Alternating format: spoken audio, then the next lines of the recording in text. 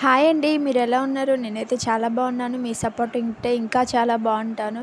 First time నా channel చూస్తున్నట్టయితే like చేయండి, షేర్ చేయండి, కామెంట్ చేయండి, సబ్స్క్రైబ్ చేసుకోండి.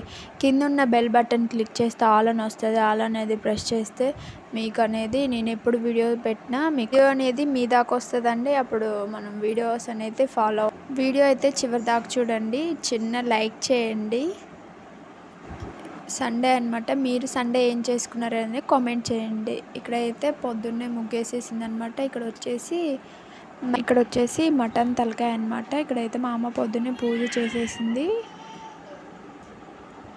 ఇక్కడ బాబుకి స్నానం అనేది చేపిస్తుందండి. ఇక్కడ తలస్నానం అయిపోయింది. బాబుకి అయితే ఇలా పొగ వేస్తున్నాం అనమాట, జలుబు చేయకుండా ఉండడానికి. ఇక్కడైతే బాబు రెడీ అయిపోయాడు.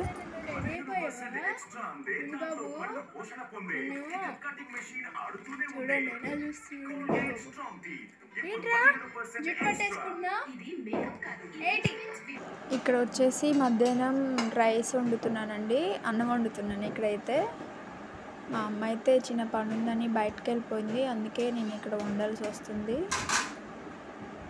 మా నాన్న అయితే మటన్ కర్రీ చేస్తున్నాం కదా, అది అనేది క్లీన్ చేస్తున్నారు అనమాట. మేమైతే అక్కడ షాప్లో క్లీన్ చేయించమండి. ఇంటికి వచ్చిన తర్వాత మా నాన్నే హాట్ వాటర్తో ఇలా క్లీన్ చేసుకొని అవన్నీ శుభ్రం చేసేసి ఇస్తే మా అమ్మ అనేది కర్రీ అనేది వండేస్తుంది.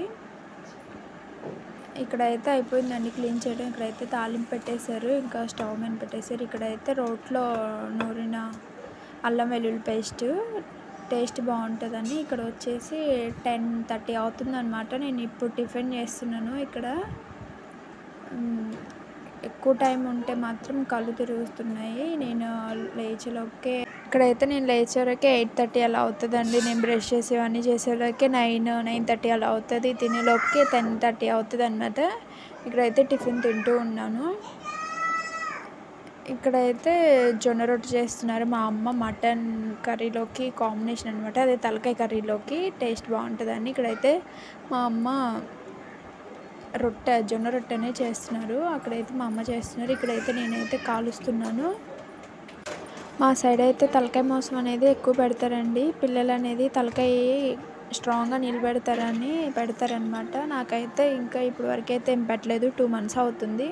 ఇప్పుడే ఫస్ట్ టైం అనమాట. డెలివరీ అయిపోయిన తర్వాత బాబుకి నేను తినటం. ఇక్కడైతే తలకాయ మోసం అయితే చేయటం అయితే అయిపోయిందండి. ఇక్కడ అయిపోయింది ఇది.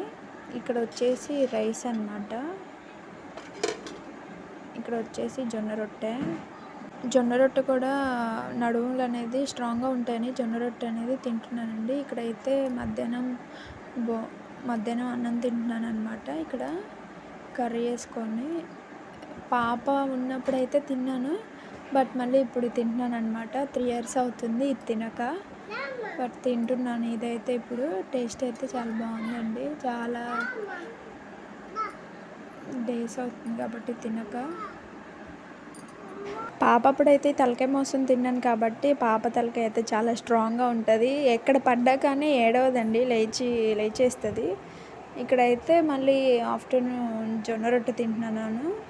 జొన్న రొట్టె అండ్ తలకాయ కూర కాంబినేషన్ బాగుంటుంది, తిను అన్నారు అమ్మ. అందుకనేసి ఇక్కడ సరే ఒకసారి ట్రై చేద్దామని ఇక్కడైతే తింటున్నాను. టేస్ట్ అయితే పర్లేదు, బట్ నేను ఎప్పుడు తినలేదు కాబట్టి నాకు అంతగా ఏం అనిపించలేదు. తిన్నాను, పర్లేదు, బాగుందన్నమాట.